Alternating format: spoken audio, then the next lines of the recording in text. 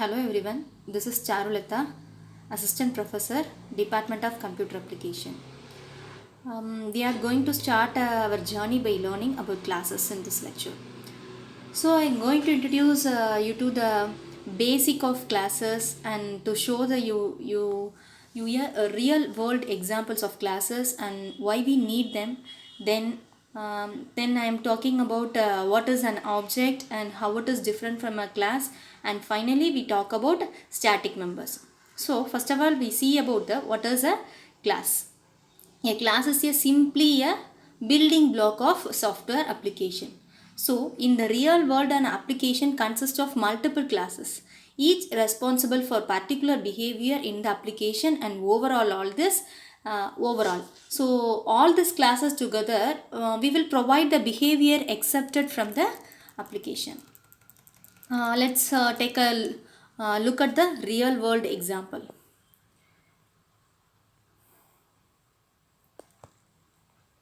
Real world example. So we all are familiar with the concept of blocks and post.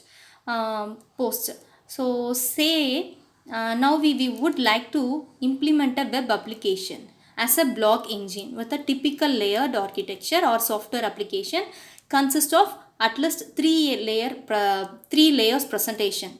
That is, first one is presentation and second one is business logic, which was also referred to as the domain layer, and data access, which is also referred to as the precedence layer.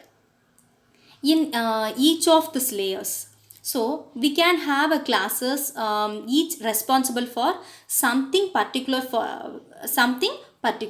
and then we go about the, for example, in the presentation layer we can have a class like post view, which is purely responsible for displaying a post to the user. In the business logic or domain layer, we can have the concept of a post itself, and finally in the data access or precedence layer we can have a class like post repository, which knows how to save the post to the database or load it from the database. A real world application often consists of hundreds of even thousands of classes collaborating with each other. For you as a C# programmer, it is absolutely critical to understand the classes and how to use them effectively to build a maintainable, clean, robust, reliable application. In this lecture is pretty basic, but as we progress in the course, in this lecture, in every lecture and in every section I teach know something new about the classes. By the end of this, in this video we are going to learn a lot of informations about the classes, how to use classes and interfaces to build loosely coupled coupled extensible and maintainable applications. So let's continue our journey. Now we know a little bit about a class. So it's a type that we developers define and give it a responsibility depending on the kind of applications we are building, and the layer that the class belongs to. But what is inside a class essentially has two parts of data, which is represented by the fields and behavior. First one is data, that is represented by the fields, and then behavior. So here is how we illustrated a class in UML or Unified Modeling Language. UML is graphical language for representing the classes and their collaborations, and we use that as a communication tool as part of the building software. So in UML, a class has three parts. The first part is the name of the class. Then here are the fields or attributes of the class, and it's which represented about the data about the class, and finally we have got the methods or functions. methods or functions which provides some behavior. So in this example, our person class has has the name, age, and weight, and then height, and it has methods like walk, talk, eat, and sleep also. Let's take a look another example talked about the blocks and post. So a block and post can have attribute or fields like little description and date, time, and it command which receive a messages, a term that is often used with the classes, and sometimes used it is used for interchangeably is an object. But an object is fundamentally different from a class. And then at a lot of developers including myself sometimes use the word object to refer to a class, but object is an essentially an instance of a class that resides the memory. So back to our person example, if person is a class, we can have an object like John and Mary and Scott. These are the instance of that person. The person class or the person type defines the blueprint from which can create the object at runtime. Runtime this objects in the memory talk to each other, and as a result we get the behavior accepted from the application. Now let's see how can declare the object in C sharp. So here is a basic syntax for the declaring a declaring a class, that is a public and class our keywords or reserved keywords in C sharp, and that's why I have indicated them with blue and black. That is what we call an access modifier, and that's something you are going to learn later in this section. That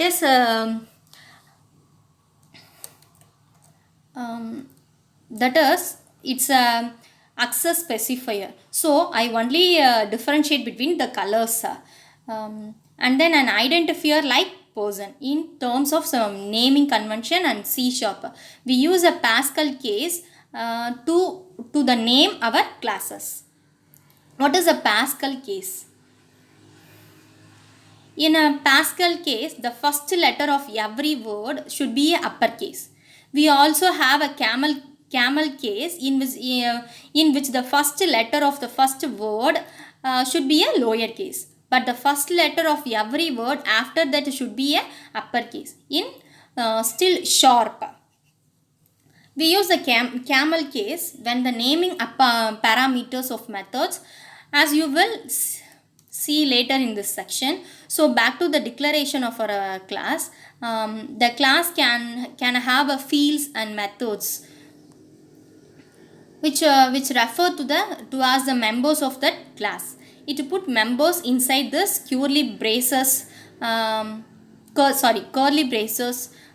here. So here we can declare a field for this class and call it name similarly to the class. We start with an access modifier in the case public, then the data type for the field and the identifier in the real world applications. So we should not declare the fields with the public. This is the purely for taking you on the step by step journey without confusing. Okay, so with a lot of details along the way, as we progress in this section, you will find the best way to declare the fields.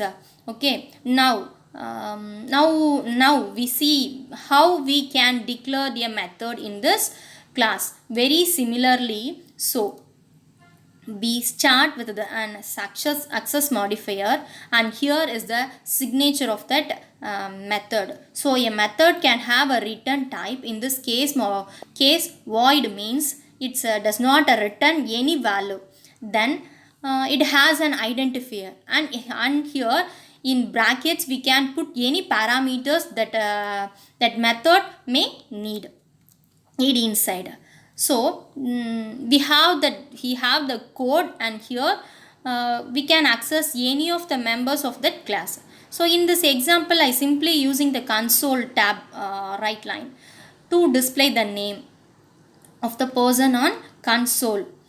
Okay, now that we have the class, let's see how we can create an object or instant from it. To do that, that is creating object. We use the new operator. So we start with the type of class, in this case person. We give it in the identifier, and then we use the new operator along with the name of the class to initialize an instance. And that here we using the camel notifications for naming the person object. A shorter way to write this code is use var is C# keyword, and the reason we use that is to save us from typing the full name of a class, because sometimes the name of the class might be quite a few characters plus. As you see it's a little bit of the duplications to repeat the name of the class into the two places. So we use the var keyword, and the compiler automatically knows that is the person object is of a type person. We have an object. We can access the members on the object, like accessing the name field and giving the value, or we can call one of its methods. Before we start coding, let's talk about the class members in C#.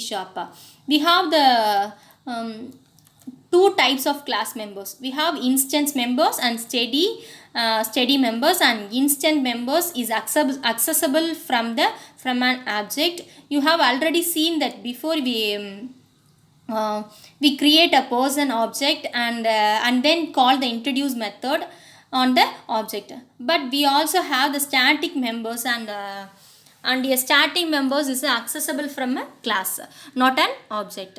For example of that is console.writeLine. So console is a class and writeLine is a static method. So we don't have the create an instance of console using the new operator in order to call writeLine.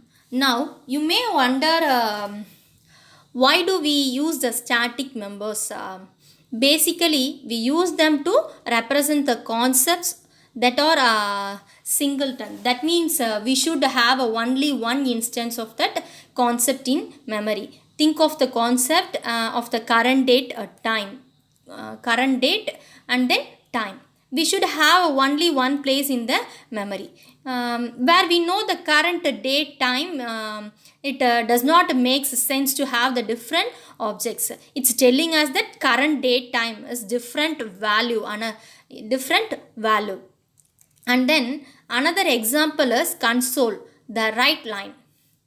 When we run a console application, basically we have only one console, and that's why the console class and all his members are defined as the static to declare the members as a steady. So you have to do is to use the static keyword after the access modifier.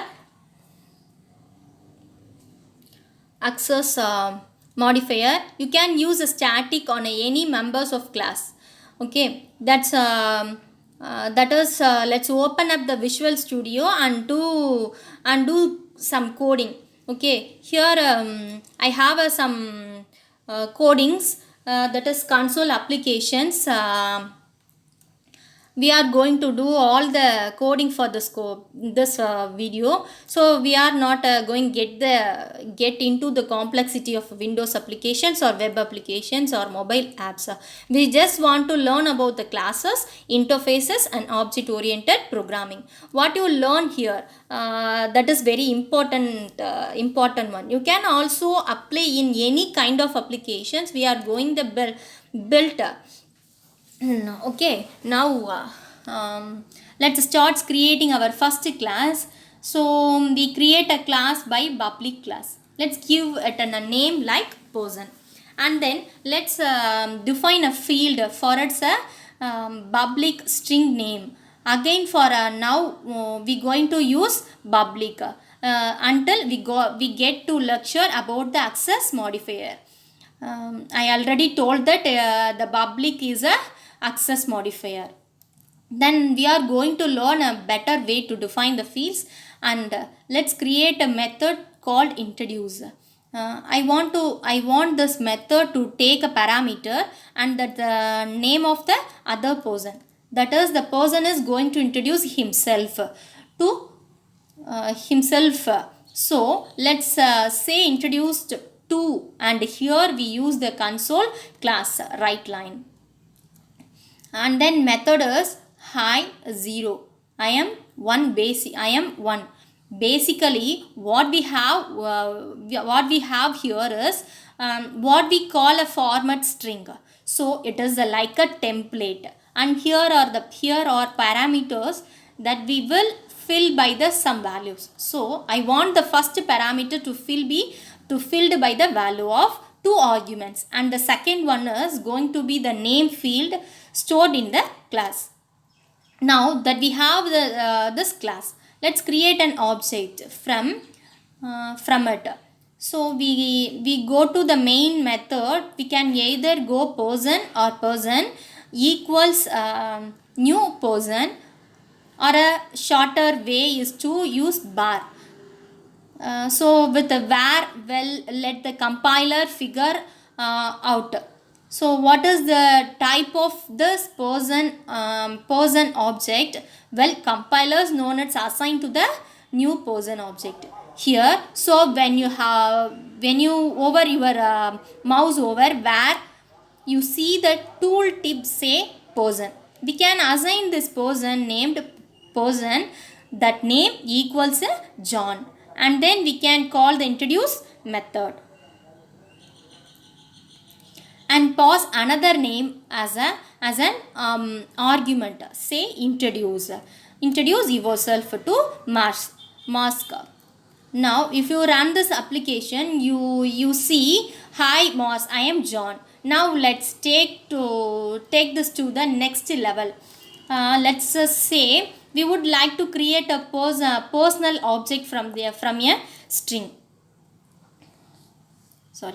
From a string. What we can do this is to create a pass method. So let's go and you find a pass method here. The pass method should take a string and return a personal object. So the person pass string. So the str is basically what we need to do here, is to create a person object, set the name field based on str argument here, and then return that.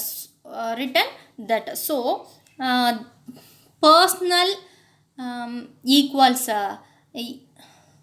where personal equals new person, we set the name to str, and finally return that person. Now the interesting thing is here, if you want to use this pass method, we have to use it on an object because it is an instance method. So that means I can go here and say person dot parse and give it a name like John, and that returns a person object. So let's call it a P, and we can get rid of this name here.